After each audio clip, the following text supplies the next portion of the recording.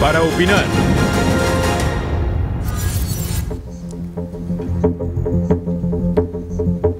¿Qué tal? ¿Cómo están? Muy buenas noches. Gracias por continuar con nosotros aquí en Mega Noticias TVC. Y déjeme rápidamente darle la bienvenida para opinar, como es cada lunes, a mi compañero Raúl Frías Lucio, director editorial de Mega Noticias, a Enrique Tusain y a Eduardo Torreblanca, colaboradores de Mega Noticias TVC. Gracias por estar con nosotros. Muy buenas noches. Muy buenas noches. Buenas noches, Paco. Paco, ¿qué hay? Bueno, pues si les parece, vamos a dar inicio este lunes para opinar. Hoy con la columna El patrimonialismo del Cartujo, así la titula Jesús Silva Herzog en el periódico Reforma. En su colaboración pone sobre la mesa la trascendencia de la nueva etapa que se está gestando con el desastre que es el sistema de partidos, que ya lo hemos platicado aquí muchas veces, y también el auge de un gobierno patrimonialista, así lo califica, en el que con un tronar de dedos el presidente puede reducir salarios o dejar sin empleo a miles de burócratas.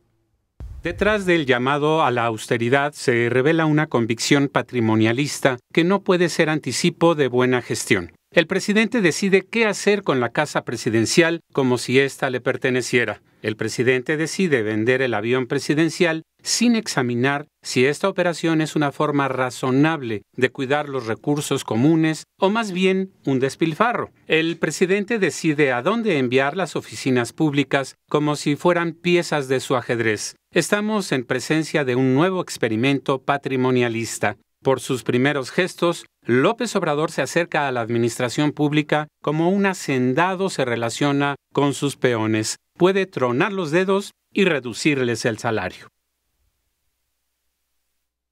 Es una columna dura la de Jesús Silva Herzog Márquez.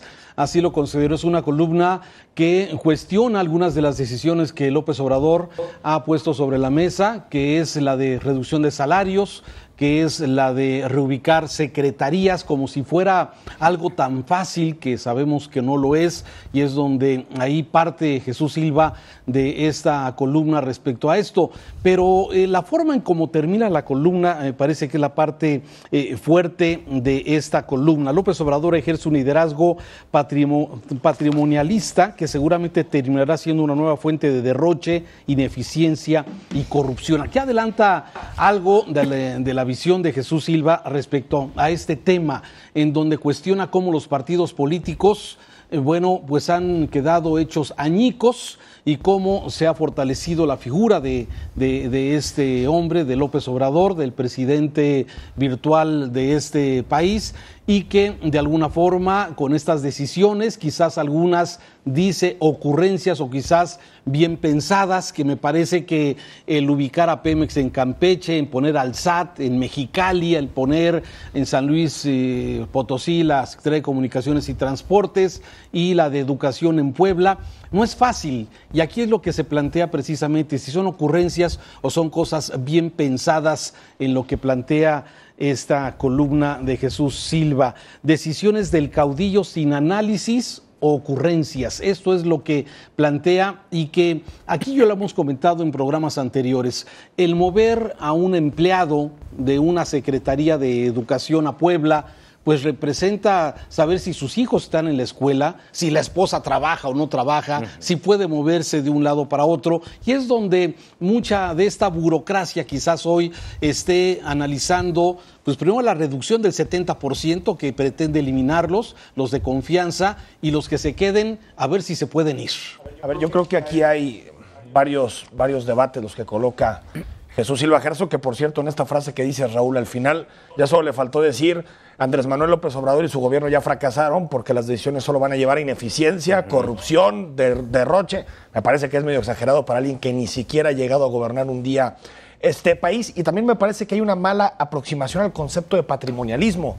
El patrimonialismo es un problema gravísimo de nuestro país que tiene que ver con la forma en que un político o un funcionario hace privado lo que tendría que ser público, es decir, la forma en que se heredan las plazas, la forma en que se utilizan los recursos públicos para fines privados. Es decir, el patrimonialismo es sobre todo eso, utilizar los recursos públicos con objetivos privados, públicos, familiares o personales. En este caso no estamos viendo eso, lo que estamos viendo son decisiones de un presidente. Algunas positivas que hemos dicho que creemos que pueden ir en la vía correcta, otras que creemos que no, que van en la vía incorrecta, pero me parece bastante natural que un presidente en transición empiece a trazar su proyecto de gobierno, y tampoco son decisiones tan fáciles. La descentralización del gobierno, la descentralización administrativa en un país federal como México, es un proyecto a 6 años, es decir, no es un proyecto de tronar los dedos y en un minuto se va a descentralizar el gobierno federal.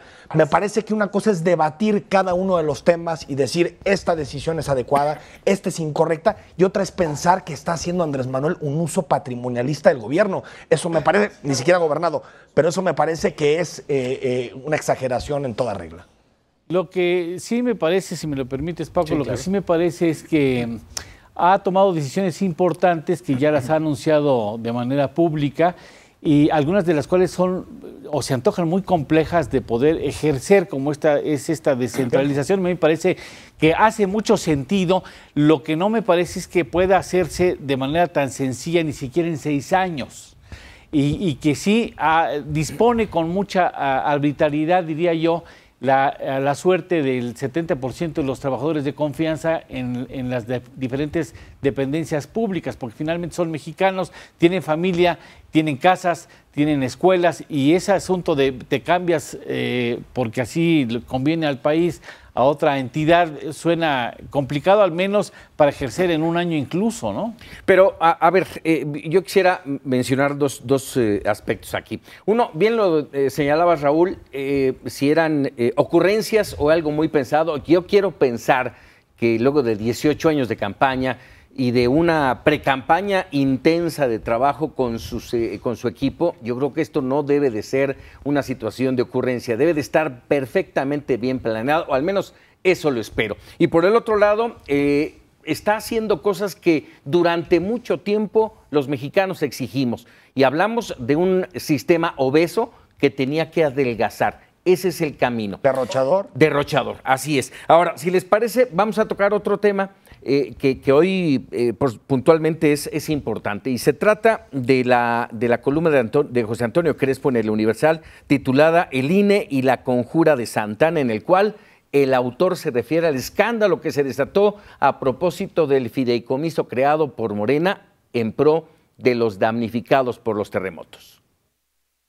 Pero AMLO interviene directamente en este caso, lo que sugiere que durante su gobierno irá a todas. Pero más preocupante es la descalificación que hace al INE al considerar su decisión como una vil venganza.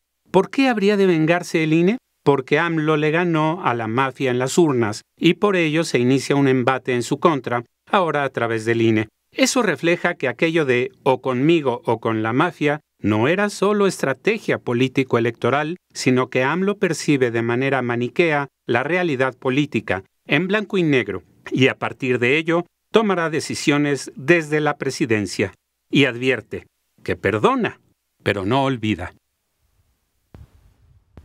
Este tema ha generado, yo creo que ha sido el primer golpe fuerte precisamente a López Obrador, un tema que tiene varias aristas que vale la pena y que las vamos a tocar aquí un poco más adelante, pero este tema del fideicomiso es, bueno, ¿es legal el fideicomiso o no es legal? ¿Es legal que haya depósitos de dinero de militantes del partido? Ya hay una violación a la ley electoral en principio en esto. Entonces, de alguna forma lo que ha llamado la atención es la reacción de López Obrador, que directamente sale a hacer frente a este señalamiento y, bueno, acusa al INE de ser precisamente una venganza, ¿no? Yo creo que es la reacción en donde estamos viendo que está rompiendo moldes de trabajo que durante muchísimos años los mexicanos estábamos acostumbrados, así como en la columna anterior, así como esta columna. Hoy estamos viendo que López Obrador sí está comportándose diferente a lo que normalmente veníamos acostumbrados. Y yo creo que esto es algo de lo que habrá que analizar, si es algo que nos lleva a un buen México, a un México positivo, un México que queremos, o hacia dónde, a qué México nos va a llevar. Y yo creo que ese sería el cuestionamiento en este sentido, que ya tocaremos más adelante. Yo creo que el INE, en particular el consejero Ciro Murayama, que fue quien presentó el proyecto de sentencia de los 197 millones de pesos que le pone de multa el INE al partido Morena, creo que hizo un trabajo positivo. Yo pude revisar, en vez de poder leer una novela este fin de semana, tuve que leer la resolución del INE, más de 150 cuartillas. Creo que en términos generales tiene razón el INE con la multa. No sé si la cantidad es desproporcionada o no, eso es un debate que tendremos, si se tiene que multar por el 250% del valor que existía dentro del fideicomiso, pero me parece que en términos generales el papel que hace Ciro Murayama dentro de este proyecto y lo que votan a favor 10 consejeros del INE me parece que es lo correcto, adecuado, que fideicomisos de esa naturaleza se pueden tergiversar para hacer clientelismo político. Entonces creo que el INE cumple con su labor y es normal desde mi punto de vista que a López Obrador no le guste, porque es una multa gravísima, es una de las multas más importantes en la historia del país, después del Pemex Gate y después del Partido Verde, es la tercera multa más importante que va a haber en materia electoral. Otro asunto es si algunas de las consideraciones que se hacen dentro del proyecto que presenta en el INE tiene muchas suposiciones, tiene muchos puede ser, podría haber pasado, pero eso es un debate que se tendrá que tener en los tribunales. Yo creo que en términos generales el INE en esta ocasión hizo bien su trabajo. Pues a mí lo que en lo personal como mexicano no me cabe es que se haya utilizado el término y la justificación de los damnificados, porque hoy tenemos todavía una gran cantidad de familias en este país y de empresas que no logran salir de las consecuencias que ocasionó el terremoto de septiembre, 19 de septiembre del año anterior, y utilizar eso como elemento que permita un manejo poco claro de los recursos me parece que fue muy desafortunado, ¿no? En lo personal, independientemente si haga sentido o no haga sentido lo que se hizo, que sería una violación, indudablemente necesita una sanción. Coincido también que puede ser considerada como desproporcionada, pero el propósito con el que se utiliza para el movimiento del dinero me parece verdaderamente muy desafortunado, ¿no? Aquí importante señalar, si están ustedes de acuerdo, es que muchos de quienes votaron de manera absolutamente consciente por Andrés Manuel López Obrador ven en esta situación como una afrenta a Andrés Manuel. Muchos nos han escrito a través de WhatsApp diciendo déjenlo trabajar, dejen de atacar a Andrés Manuel López Obrador, ¿por qué no mejor cuestionan al actual gobierno si que tanto nos... fideicomiso... Sí. Paco, si este fideicomiso lo hubiera hecho el PRI para apoyar a los damnificados, claro, y hubiera pasado esto, seguramente tendríamos a J. Cole pidiendo pues casi que le quitaran el registro al PRI. Exacto. Entonces, eso de tener las dos varas, si hiciste un fideicomiso, por más que no podamos afirmar que se desvió ese dinero, ese es otro debate, si hiciste un fideicomiso que tenía altas probabilidades de ser utilizado de forma clientelar, tienes que recibir una sanción. Así lo dice la ley electoral. Ahora, tú mencionabas, Enrique, el tema de lo fuerte que es esta sanción, 196 millones de pesos. Créeme lo que seguramente no es necesariamente lo que le preocupa a Morena ni a Andrés Manuel López Obrador, tal vez lo de menos, las prerrogativas que va a recibir después de este triunfo tan avasallador. 300 millones. Nada que ver, pero aquí lo que se impone es transparencia para que este gobierno arranque de manera transparente. Y creo que lo que más le duele a López Obrador y a Morena no es ni siquiera el dinero o la falta de transparencia, es que golpea el principal discurso que tuvieron en campaña, que es el combate a la corrupción. Me parece que ese es el golpe más duro que se le puede dar. La afrenta. Ese es el tema. Claro. Así es. Y bueno, la afrenta cuando él señala que hay una venganza, que bueno, ¿por qué habría una venganza del Instituto Nacional Electoral? Pero el mismo que levantó la mano. Así es. Sí, es como si estuviera todavía en campaña defendiéndose, ¿no? Cuando ya prácticamente es gobierno y entonces tiene que actuar de otra manera. Pero bueno, vámonos a un corte, no se vaya, regresamos, tenemos mucho todavía para opinar en este entorno. Volvemos. Ya estamos de regreso para opinar y bueno, ya estábamos hablando del tema del fideicomiso durante el fin de semana, de este fideicomiso por los demás. Bueno, ha generado polémica, por supuesto, ha generado polémica la multa, 197 millones de pesos, la reacción de Andrés Manuel de decir que es una venganza.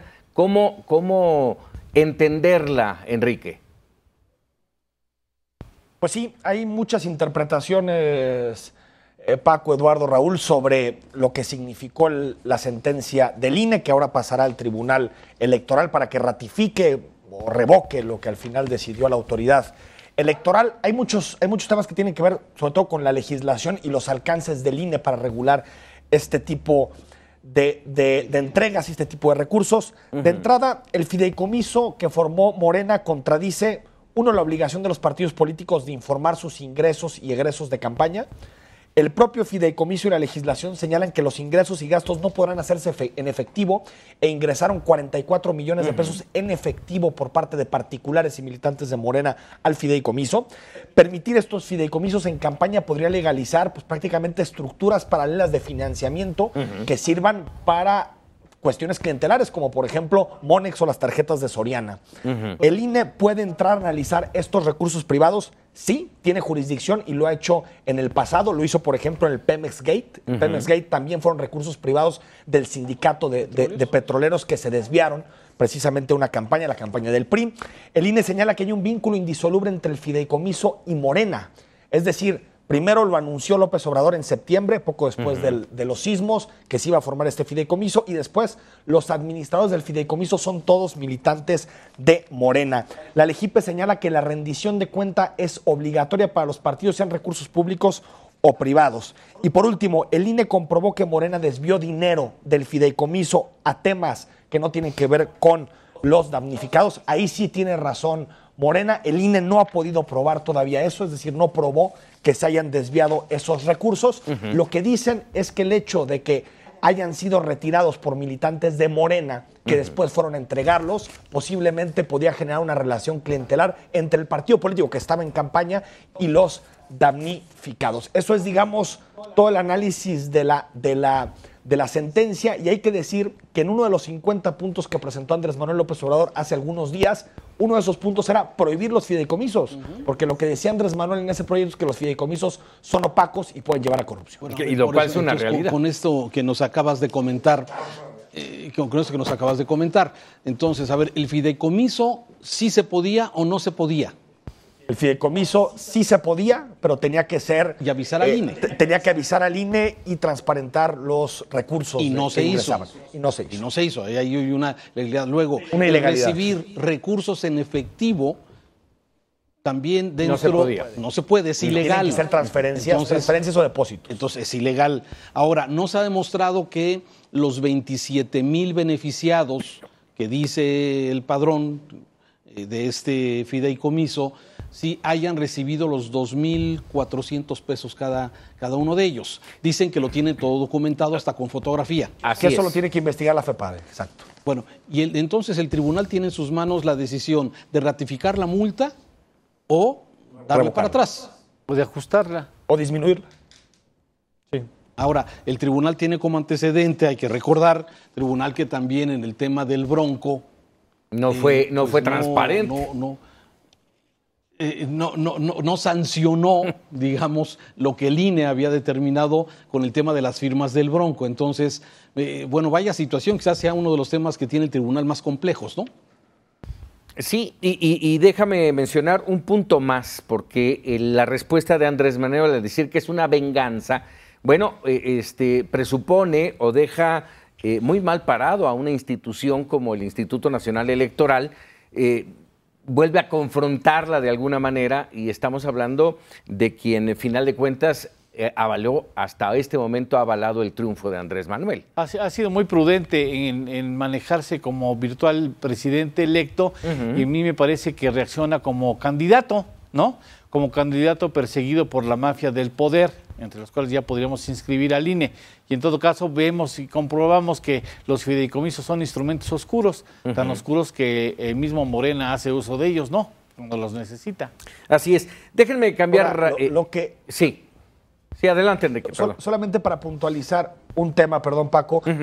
La respuesta de Morena, en particular de la presidenta, ha sido que los fondos son privados y que, por lo tanto, al ser privados, el INE no tiene jurisdicción y no tiene la posibilidad de ingresar a analizar la forma en que se gastan esos recursos, cosa que no es cierto. Es decir, ahí hay una mentira clara. La ley electoral faculta al INE para analizar cualquier recurso, sea de privada, sea público, sea desviaciones de gobiernos, que entran en una campaña electoral. La jurisdicción del INE son las campañas políticas, las elecciones, los partidos, y por lo tanto, si el INE sospecha que hay un fideicomiso integrado por militantes de Morena, en donde militantes de Morena ingresan dinero, en donde militantes de Morena sacan dinero a la mitad de una campaña, pues por supuesto que es jurisdicción del INE. Sí. Más bien sería un error que la autoridad electoral no se metiera a analizar un tema como este, o el tema del cine en su momento con el Partido Verde, o el asunto del Pemex Gate. Son utilización de recursos privados de forma irregular y anómala. Y lo que también no sé, y deberá de comprobarse si es que fue así, si es que ese dinero que se entregó a los damnificados, a los afectados por los sismos, tuvo algún condicionante. Exacto. Dicen que no, pero fue previo, lógicamente, a las campañas, cuando le entregaron este dinero. ¿Cómo fue? ¿A cambio de qué? ¿O simplemente ahí llega este dinero de quién sabe quién para su reconstrucción? O sea, sí. Y ahí le encargo su voto el 1 de julio. Ahí les encargo, ¿no? Sí. Y dentro de todo esto, la aceptación de un mea culpa de Jade Kolpolevsky, la presidenta de Morena, diciendo, sí, es error mío no haberle avisado al INE de este fideicomiso. Ya hay una ventana o una puerta abierta en todo este entramado en el que este fideicomiso y los damnificados quedaron en el aire. Pero bueno, déjenme cambiar de tema porque ayer domingo finalmente nos pudimos enterar, conocer el contenido de esa carta que Andrés Manuel López Obrador le envió a Donald Trump, en la que destaca la petición de reactivar las negociaciones del TLC. Y bueno, en este entorno, ¿cómo vieron esa carta? Una carta larga, si no mal recuerdo, son 5 cuartillas. 7, ¿no? 7 cuartillas. Bueno, a lo mejor en inglés son 7. Es un ensayo, ¿no? Sí. Yo no sé si Trump le dio tiempo para leerla toda. Me parece que dijo, a ver, dame una síntesis breve de qué se trata. En contenidos que a mí me parecen particularmente interesantes, incluso tienen una lógica contundente. Y hablan en términos en que seguramente a Trump coincidiría con el planteamiento de crear una riqueza e infraestructura en el país para evitar que los mexicanos se vayan a Estados Unidos. Vale la pena mencionar quienes no hayan conocido a migrantes mexicanos sin papeles que viven virtualmente, disculpen que lo diga así, como animales en Estados Unidos. O sea, estamos hablando de que tenemos a 8 o 10 personas viviendo en un cuarto. Incluso los días de descanso temen salir a la calle porque tratan de evitar que alguna circunstancia poco afortunada pudiera implicar su detención. Y me parece que haría mucho sentido una carta bien pensada, bien estructurada, con argumentos sólidos, pero le envía esa carta a una persona que no reacciona con la cabeza, sino fundamentalmente con otra víscera, ¿no? Con el hígado. Y según cómo se encuentre de ánimo es como va a tomar la carta. O sea, aunque tenga mucho sentido esa misiva, me parece, y hable con todos los argumentos sólidos que plantea, me parece que no tendrá una respuesta y pronto, más temprano que tarde, el próximo presidente de este país se dará cuenta con qué clase de político está tratando del otro lado de la frontera, ¿no? Pero tiene desde mi punto de vista, Eduardo, que buscar espacios de coincidencia, por supuesto, de encuentro con Donald Trump. Yo creo que en términos generales traza los 2 puntos más importantes de la relación bilateral en los próximos 4, 5, 6 meses que son de transición. Uno es la migración, en donde hay una aceptación pues tácita del presidente electo, en donde dice, nosotros tenemos que hacer la labor para que los mexicanos no migren. Que esa parte de un discurso que tiene o que tuvo en campaña Donald Trump, que dijo, en México tienen que hacer más condiciones, tienen que mejorar los salarios para que los mexicanos... Ahí va, digamos, en términos diplomáticos, una zanahoria a Trump, como diciendo, estamos en el mismo canal en ese tema. Y después creo que también, aparte de, por supuesto, el asunto del Tratado de Libre Comercio, que lo conmina a retomar las negociaciones, y qué bueno que, por cierto, Andrés Manuel declaró el fin de semana que quiere que el acuerdo sea trilateral. Me hubiera preocupado mucho que Andrés Manuel estuviera a favor de avanzar en negociaciones bilaterales del Tratado de Libre Comercio. Y me parece que también al hecho de terminar diciéndole, tú y yo desafiamos al establishment, cosa que es cierto, los dos lo desafiaron, uno desde la derecha, otro desde la izquierda, pero los dos terminaron desafiando al establishment. Creo que también le manda un mensaje de nos podemos entender, provenimos del mismo lugar, y más o menos estamos en el mismo contexto y condiciones políticas. Creo que es una carta llena de zanahorias. Espero que sea solamente el principio, que después Andrés Manuel, cuando sea presidente, tenga la diplomacia, sea un poquito más sólido y más enfático en sus posiciones. Que valdrá la pena rápido, si me lo permites, Raúl, si me permites, valdría la pena que sí, como bien señalas, apunta a un tratado trilateral, porque si fuera bilateral, lo primero que tiene que hacerse es Estados Unidos repudiar el trilateral. Habría un vacío en materia comercial porque tendría que y empezar a negociar. deshacerse el trilateral y empezar la negociación en los bilaterales. Yo creo que es mucho más complicado y llevaría mucho tiempo con un alto costo para las tres naciones. Sí, yo destacaré de esta carta que está invitando al presidente Trump de los Estados Unidos a reiniciar las negociaciones con el Tratado de Libre Comercio y que estaría integrado ya el equipo de López Obrador, del próximo presidente de México, en esta negociación. El segundo tema es, desde luego, el con productividad generar un mejor lugar para México para que se eviten las migraciones rumbo a los Estados Unidos. Y no solamente eso, invitar a Centroamérica, dice textualmente la carta, invitar a los países de Centroamérica a crear fuentes de trabajo en sus localidades. Incluso habla de inversión en donde el 75% se utilice para generar fuentes de trabajo y un 25% para seguridad. Y que de alguna forma eso sea una franja para evitar que los centroamericanos también pasen a México y busquen llegar al sueño americano. Me parece que esas son las cosas interesantes que plantea. Habla, lógicamente, de generar un desarrollo importante en el sureste mexicano, que vaya que lo necesita, desde luego, a través de sembrar millones de árboles frutales y de maderas preciosas. Vuelve a hablar del tren del Istmo de Tehuantepec para unir el Pacífico con el Atlántico y bueno, esto de alguna forma también que sea un motor para generar empleo junto con una serie de que no es de facilidades, que no es fácil hacerlo. Ha habido muchos intentos de muchas empresas para generar, por ejemplo, energía limpia a través de parques eólicos.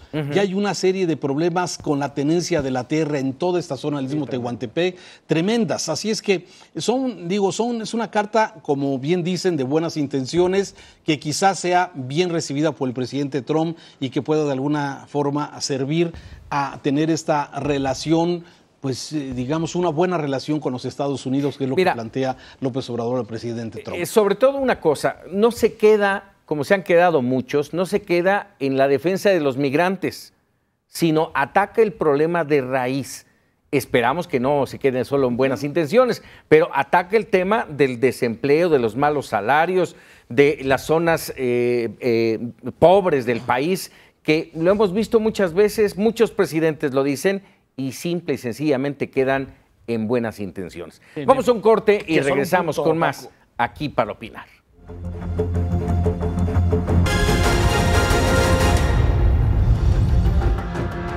Gracias por continuar con nosotros aquí en Para Opinar. Oiga, déjeme comentarle, desde la semana pasada, si no es que de hace un poquito más, nos han estado escribiendo a través del WhatsApp de Mega Noticias TVC y pidiéndonos que expliquemos qué pasa con un préstamo, así me lo marcaron, un préstamo de $10 mil millones que solicitó Enrique Peña Nieto. Y esto, insisto, ha generado dudas y polémica. ¿Cómo lo ves, Eduardo Torreblanca? Valdría la pena señalar que para tener la opción de emitir deuda en ese mercado tienes que hacer un aviso previo. Yo creo que esta carta no garantiza la emisión de una deuda, sino cumple con un requisito para posteriormente, si así se juzga conveniente, realizar la colocación en los mercados internacionales, específicamente el mercado estadounidense, hasta por $10 mil millones. No es un préstamo por $10 mil millones, sino hasta por $10 mil millones que estaría avisando el gobierno mexicano. Y dadas las buenas formas que existen entre el presidente actual y el próximo presidente de México, se me hace incluso grosero pensar que el actual presidente asumiría una deuda a espaldas del siguiente gobierno, cuando en todo caso lo que está haciendo, quizá así lo quiero interpretar yo, es poniéndole un tapete para que en caso de que juzgue necesario pudiera incurrir en una emisión de deuda cuyo dinero pudiera utilizar para refinanciar la deuda existente anteriormente, aunque a mí tengo ahí unos asegúnes porque me parece que la deuda emitiría o exigiría una tasa de interés más alta que la que existe en el 2010, 2009, 2011, 2012, cuando las tasas de interés estaban prácticamente, en el caso del 2009, prácticamente en cero en el mercado estadounidense. Pero bueno, finalmente, ¿yo quién soy para decir que se me antoja un poco difícil que la tasa fuera competitiva? Es parte de un trámite, no se está contratando deuda, sino que se está avisando la probabilidad de que se haga ese movimiento financiero. O sea, no es deuda que ya se haya solicitado, Eduardo. No. Es, digamos, preparamos el terreno por si para las que moscas pudiéramos pedir. Exactamente. Por si las moscas. Pero esto lo pudiera de alguna forma utilizar el próximo gobierno. O puede ejercerlo sabiendo que el otro es el gobierno el que lo va a utilizar, ¿no? Pero este emite la deuda y el otro aplica los dineros donde consideren conveniente. Esto que ahora nos explicas, hace falta que el gobierno mexicano lo haga público, que la gente sepa qué es lo que está pasando, porque a todas luces así pareciera que están trabajando en lo oscurito. Ya es muy difícil hacerlo. No, pues buena suerte con eso, Paco, porque lleva la administración de Peña Nieto sin informar bastantes meses, entonces dudo que vaya a haber una rueda de prensa para anunciar que se pide o que se solicita de alguna forma una línea de crédito o se solicita margen de maniobra para poder acceder a un crédito. Yo creo que el asunto de fondo no es tanto, yo diría, ni siquiera el porcentaje de la deuda que veíamos cómo ha crecido sostenidamente desde el último año de la administración de Vicente Fox, porque ponemos mucho la lupa en lo que significó este sexenio, que es cierto, le metió 12, 13 puntos del Producto Interno Bruto de deuda, pero también hay que recordar que el calderonismo, la administración de Calderón lo duplicó, pasó del 17 al 34% en deuda. ¿Y en qué se nos fue esa deuda? Porque yo creo que es al final el debate de fondo.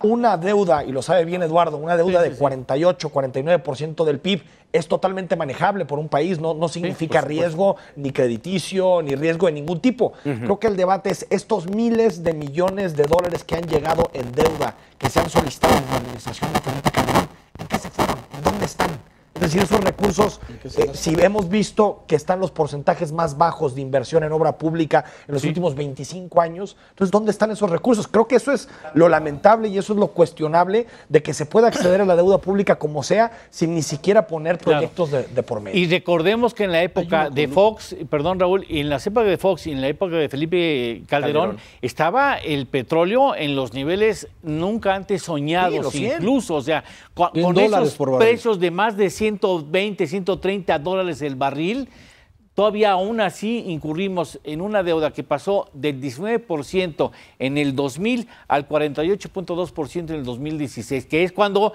las calificadoras empiezan, ¿qué óvole? Y empiezan los jalones de oreja. Así es. Comparado, a mí me gustaría aquí que Eduardo nos pudiera poner en contexto, porque finalmente lo que nos pasó en 94 sí nos pegó. ¿Qué diferencia hay entre el 94 y lo que está pasando hoy? Son contextos muy distintos. Vale la pena decir que a finales de 1994 tenía el país una reserva internacional de 6,000 y tantos millones de dólares e inició en enero de 1995 con 3,000 millones de dólares y actualmente las reservas están en 177,000 millones de dólares, más los derechos especiales de giro, que son posibilidades de endeudamiento que tiene México con el FMI si llegara a necesitarlo. O sea, son contextos distintos. No obstante, eso no quita la obligación del gobierno mexicano, cualquiera que sea, de ser serio y responsable en la adquisición de ese tipo de compromisos, porque finalmente somos los mexicanos y las familias mexicanas los que vamos a acabar pagando, porque actualmente el servicio de la deuda, digamos, los intereses más las comisiones que estamos pagando por esa deuda, alcanza superior a los 550,000 millones de dólares. Estamos hablando de prácticamente 12 veces el presupuesto de la UNAM en el 2018. O sea, no puede seguir México utilizando esos recursos porque no se traducen ni siquiera en posibilidades de un crecimiento posterior, que es lo que todo el mundo quisiéramos, ¿no? Bueno, el 10%, Eduardo, del presupuesto total se va en servicios de la deuda. Es decir, 1 de cada 10 pesos que gastan los gobiernos se va en pagar deuda, se va en pagar intereses. Es una locura. Pero creo que el asunto de fondo, y ojalá López Obrador, pues si falla uno de sus compromisos, sea que aborde realmente una reforma fiscal, porque es cierto que en este país se ha derrochado mucho, los gobernadores gastaron todos los recursos, pero también es cierto que esta deuda se explica en gran parte porque ha habido gobiernos timoratos que no han querido hacer una reforma fiscal de fondo. Claro, que prefieren meterle parchecitos y después acudir a la deuda. Claro, que se van al populismo. Hoy, nada más como dato, me llamó la atención la columna de Ricardo Rafael, que hace referencia de que cada mexicano debemos 80,000 pesos, de acuerdo al... Creo que yo debo más. ¿El qué? Nada más. Sin contar Eso de tu deuda deuda pública, personal, Enrique. Estimado Raúl. Bueno, pero mira, el coche, todo. Lo lamentable que pudiera ser es que ese dinero, o que hablábamos de cómo se gasta o malgasta el dinero público, es que pudiera utilizarse parte de este dinero para estos bonos altísimos de salida de muchísimos burócratas que estarán seguramente antes del 1 de diciembre o el 1 de diciembre diciendo adiós. Que ya se están yendo los funcionarios para que tengan la posibilidad de ser liquidados, por cierto.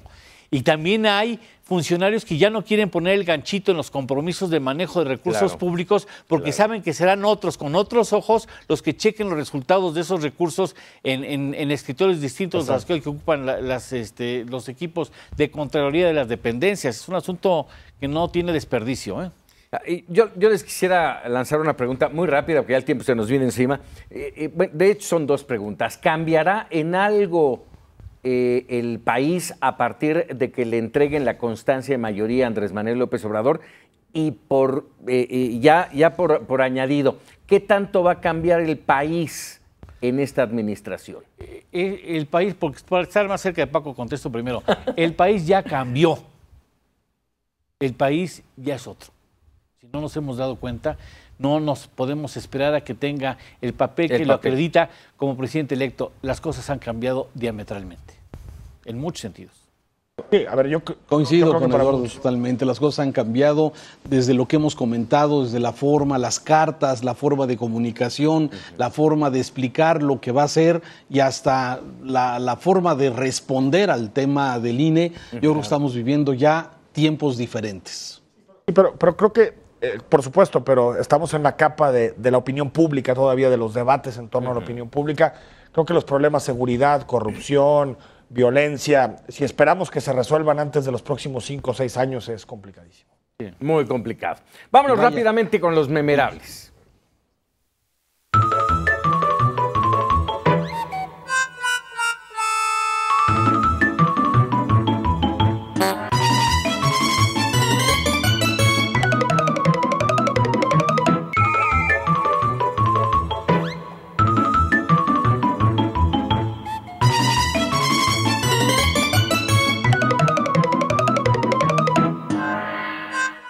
Bueno, pues ahí se quedan los memerables. Raúl Frías, Enrique Tucein, Eduardo Torreblanca, muchas gracias. Nos vemos el próximo lunes para opinar. Mañana a fondo. Allá con Raúl Frías, Lucio, estarás platicando de muchos temas interesantes, por supuesto. Y gracias a usted por estar con nosotros aquí en Mega Noticias TVC. Muy buenas noches.